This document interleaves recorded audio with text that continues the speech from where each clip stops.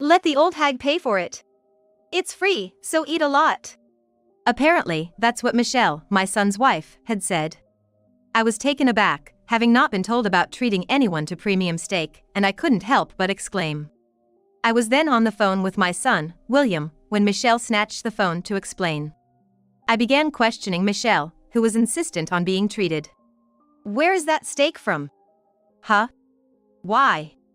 Just tell me. What's the name of the restaurant? Hearing the seriousness in my voice, Michelle was slightly irritated and responded like, what's her deal? It's from a premium steak place in the next town. Do you mean this place here? As I mentioned the name of the restaurant, Michelle sounded utterly shocked. My name is Susan. I'm 78 years old. I've been in this industry for about 50 years now. By this industry, I mean the food and beverage business. Marrying a chef turned my life completely around. For me, who used to be a secretary, this was a whole new world. I often got reprimands from my husband and the staff, but they were teaching me the ropes. I understood that their scolding came from a place of love, so I never took it to heart. Far from getting down about it, I've always had a determined spirit. Every day, I strive to prove myself and earn their respect. William, get the dish for table 3 ready. It looks like it's gonna be done soon. Got it. Our restaurant was busy every day, but my husband and I enjoyed working together, supporting each other. Until William decided to start his own place, he used to work in the kitchen, helping in the restaurant while also learning the craft. We knew he had considered taking over our place, but we respected his wish to try his hand at his own place. Years later, after completing his training, William finally achieved his dream of opening his own restaurant. The big day, huh, William? Do your best.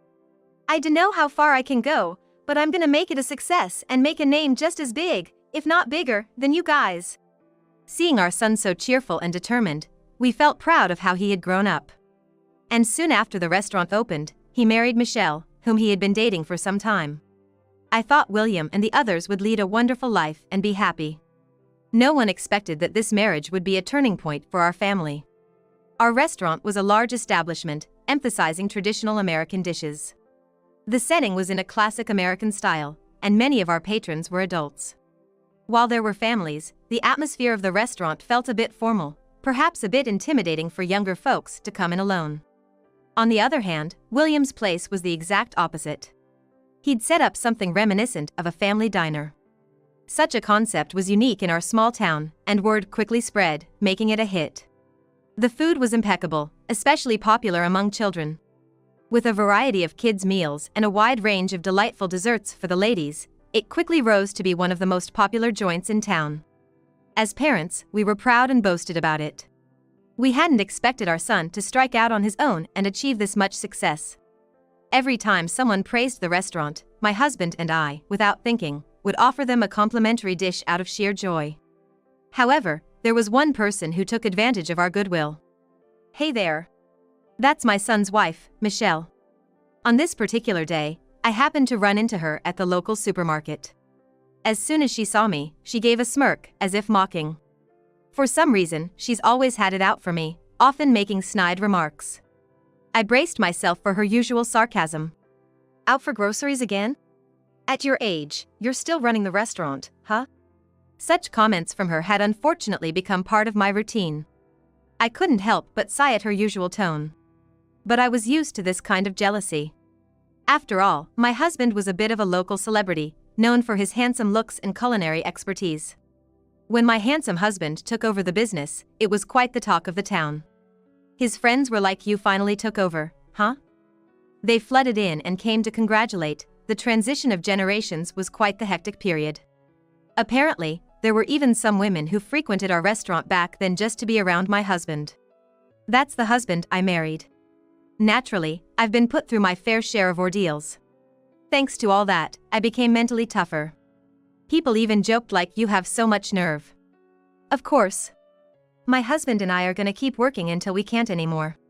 Well, do your best, I guess. You won't ever catch up to our business anyway. While our store was profitable, Williams was even more flourishing, bustling every day. When they first opened, he relied heavily on my husband for help. But now, with an increased number of employees, it seems they're sailing smoothly every day. However, Michelle always compares her store to ours, using their success as leverage. I was like, what's the point of saying things like that? Before I knew it, my thoughts had slipped out of my mouth. What's the point of bragging about your family's business? Why do you always bring up such trivial matters? Who would be jealous of a son's successful store? You might say that, but I know you badmouth us behind our backs. Look down on us now, but one day, the tables will turn on you folks.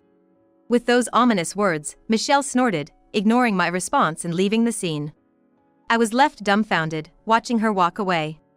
Her harassments didn't stop, they only got worse. Spreading false rumors about our restaurant, posting negative comments on social media. Eventually, a nasty rumor spread that I, as her mother-in-law, was maliciously slandering her. Of course, I never said anything of the sort. Heaven knows I've never even spoken ill of my own family to anyone. I was so overwhelmed by the situation that I was bedridden from the shock for days. Why was all of this happening to me? What did I do to deserve this? Gradually, my patience wore thin and frustration turned to resentment. Michelle wasn't like this before their marriage. She was incredibly charming, with a demeanor perfectly suited for customer service. In fact, right before their wedding, when William was thinking of starting his business, she expressed her wish to learn customer service and even helped out at our restaurant. Customers loved her, even praising her hospitality. Both my husband and I thought my son was blessed with a wonderful partner. But, not long after William's business took off, Michelle's attitude changed. To this day, I still don't know what sparked the current situation. Even when I try to discuss it, I'm just brushed off like now, and there's no genuine conversation. Now, it feels like all we've ever done is exchange sarcastic remarks. A few days later, on a particular day while I was out with my husband, a call from William came to my cell phone. Hello? Oh. Mom? Are you free now? Yeah. What's up? The tone of William's voice over the phone was low, and from the way he spoke with such a serious demeanor, I instinctively straightened up to listen. Did Michelle tell you anything today? Huh? What are you talking about? Caught off guard by his sudden question, I stammered out a response. But William, seeming somewhat anxious, continued. Something about treating her to a meal or some plan like that. Didn't Michelle tell you anything? Nope, haven't heard a thing about that. Why? I thought so, then, that means. What happened? Without really understanding, I asked him to elaborate. William hesitated, but then shared the situation with difficulty. Actually, one of Michelle's friends is at my place today, and well, they ordered some premium steak. Oh, that's nice. Everyone deserves a treat once in a while. Regardless of how much I might resent her, that's a different story. Working in the same industry, I believe I understand the challenges and hardships. Occasional treats are only natural. Thinking along those lines, William seemed to have a different perspective. The steak is fine, but what they said when they ordered, it's just weird. What did they say? Hearing my question, William hesitated, struggling to find the words. I had a hunch it was about me, but when I heard the words, my face contorted in anger. Let the old hag pay. It's free, so eat up. That's what Michelle had said. I exclaimed in shock.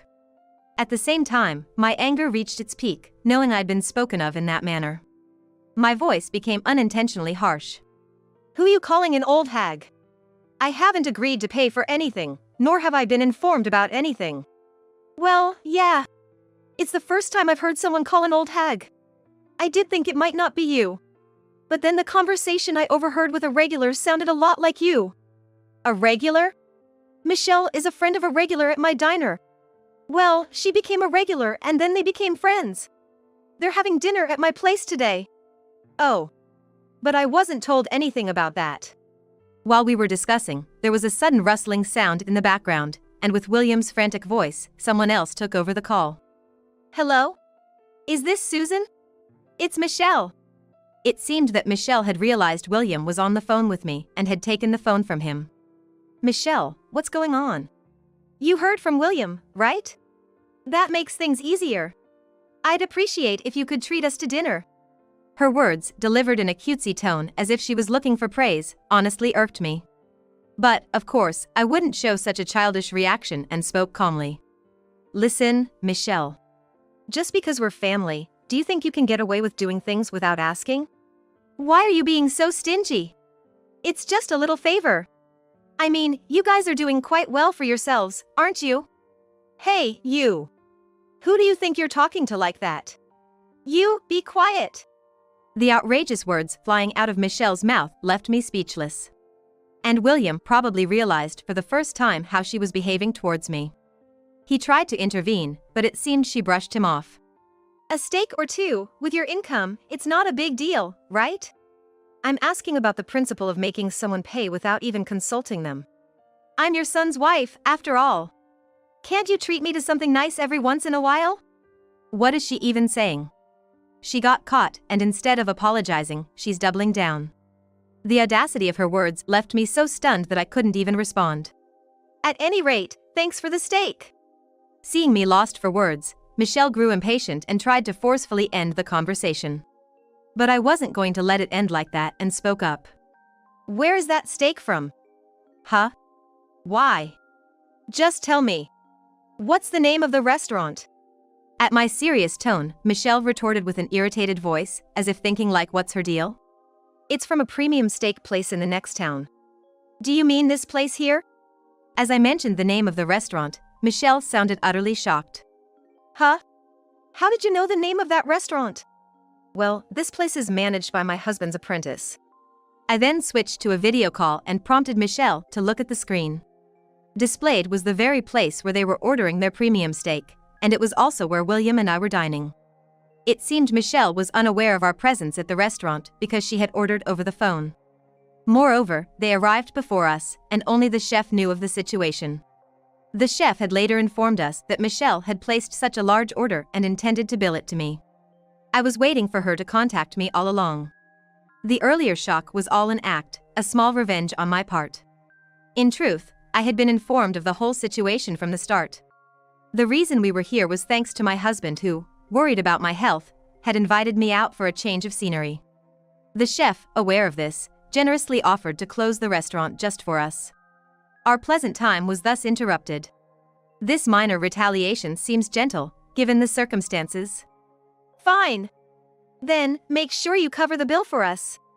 Although Michelle seemed momentarily flustered at the revelation, she appeared to reassure herself, thinking it would be all right since we were there. It seemed she took for granted that we would cover her tab. I couldn't help but smirk amusingly at her. I'm sorry to disappoint, but the chef already informed me about your scheme. The bill will be charged directly to you. What? Where did that sweet, purring voice go just now? Her true colors seemed to show, and the surprised reaction from William nearby was evident. Unperturbed by everything, Michelle lashed out with a sharp tone. Why should we cover it? We didn't know any better. Why should we pay, especially for your friends we don't even know?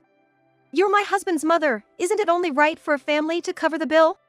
Don't pull that card only when it's convenient for you. Do you have any idea how much I've had to endure your sarcasm and harassment? Taking advantage of William's ignorance, do you think I don't know what you've been up to all this while? There's only so much I can take. I couldn't stand by as she accused me, especially when I wanted her to understand the gravity of her misdeeds. The more I spoke, the more intense my tone became, and Michelle seemed taken aback. Tell me, why did you start treating me this way? You weren't like this at first. Did I do something wrong? All the harassment I had been subjected to until now, I wanted to understand. If I was at fault, I was willing to apologize and resolve the issue. But the words that came out of Michelle's mouth were unexpected. I've been saying it all along. Susan has been bad-mouthing me. I heard you've been spreading rumors around the neighborhood that I'm not a good wife. Some customers told me. Tears streamed down Michelle's face as she spoke. I sighed deeply, exasperated by her words.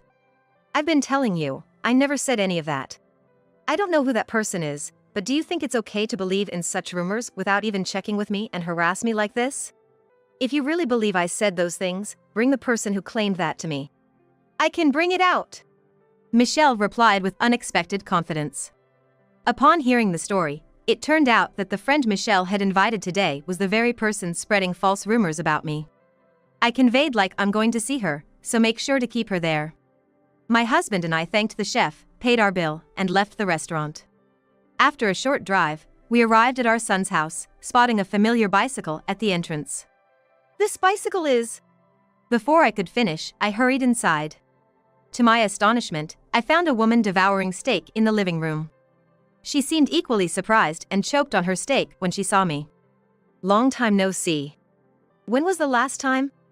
Since you got banned from her place? As I flashed a sinister grin at the flustered woman, she trembled with fear. Huh? Do you know each other? Since the woman hesitated to respond to Michelle's question, I explained the situation on her behalf. She used to be obsessed with my husband and got banned from her place. Michelle and William both gasped in surprise upon hearing that, and I continued. She couldn't accept that he married me, so she kept harassing us day in and day out, which led to her ban. So, the bad things she was saying about you. Of course, they were all lies. Seriously, who in their right mind would badmouth their own family to a customer just because they're annoyed? Visibly exasperated, I approached the two women with a wide grin. You've done quite a lot, haven't you? Taking my hospitality for granted, spreading nasty rumors about our restaurant and claiming I was badmouthing my son's wife. How are you planning to take responsibility for spreading such baseless rumors? My confronting demeanor was later described as having a devilish smile by William and my husband. Seeing my expression, both Michelle and the woman were terrified. Michelle clung to William's leg, sobbing. Wait, William, it's not like that. I was deceived by her. Please believe me, I didn't know. Hearing that, William became furious and raised his voice angrily. I knew you were always talking about Mom's restaurant. You never even checked with her and you're acting all innocent now? Don't think you're getting off easily. No way. Trying to seize the moment, the regular woman attempted to escape, but my husband quickly restrained her. Michelle, realizing the gravity of the situation, dropped her shoulders in resignation. I decided to call a lawyer friend of mine. Due to their social media posts and defamation against me, both of them were charged with defamation. The regular woman seemed to have finally given in and agreed. However, on the other hand, Michelle kept insisting that she was just influenced by her. She showed an attitude of wanting to fight against the claims, but she personally didn't have the money to take it on, and William decisively stated he wasn't going to pay for such a thing. Feeling betrayed by Michelle, William proposed a divorce, leading to unexpected divorce and being charged with defamation. Since then, the defamation was acknowledged, and she was charged with a compensation fee. Currently, their divorce process is ongoing, but it's likely to be finalized soon. William was deeply distressed, but luckily, his diner kept so busy he didn't have time to brood over it. As time went on, his demeanor gradually became brighter. Then, our family decided to visit the premium steakhouse we used to frequent. The chef had invited William and me to lift our spirits, having the place to ourselves for the evening. This is delicious. I've never had a steak this good before. Yeah. I never thought you'd become such a respected chef during your apprentice days, but now I see why you're famous. If she hadn't done that stupid thing, she could have been here enjoying this steak with us. It was almost laughable now how much we, as a family, had overcome. Thanks to the chef's generosity, we were treated with extra hospitality that day. Eating delicious steak with my beloved family was, more than anything, the best time we ever had.